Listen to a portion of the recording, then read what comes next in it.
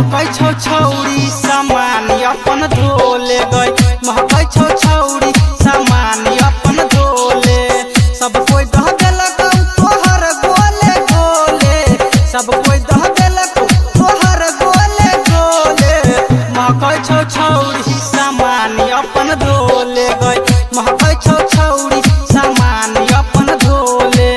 महकै छौ छौरी सामान अपन धोले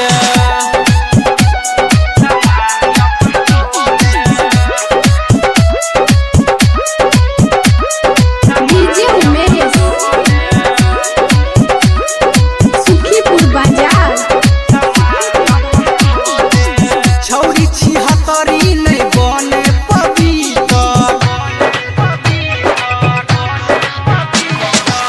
छौरी छिहत्तरी नहीं बने पवित्र देने छियौ हाथ हमहू गे भीतर नीचा के खोले गे ऊपर के खोले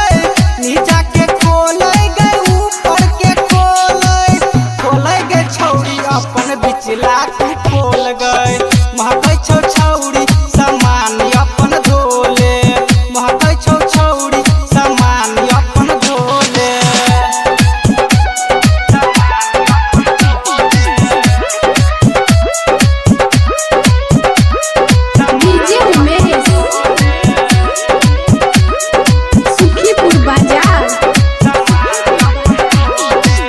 करे छकिया जवानी पगुमान गे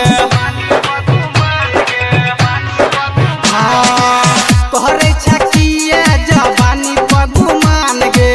चंदू चंचल छौ चिखने सामान गे कहै छौ राइटर सनी सागर कहै छौ डीजे सुमित गे छौरी मुहे सम्हार छौरी बतिया तू बोल गए महकै छौ छौरी सामान अपन धोले महकै छौ छौरी गरम पानि से धोले सबके तू देलही जाकर टोले टोले सबके तू देलही जाकर टोले टोले महकै छौ छौरी सामान अपन धोले गई महकै छौ छौरी सामान अपन धोले महकै छौ छौरी सामान अपन धोले Triple S Studio.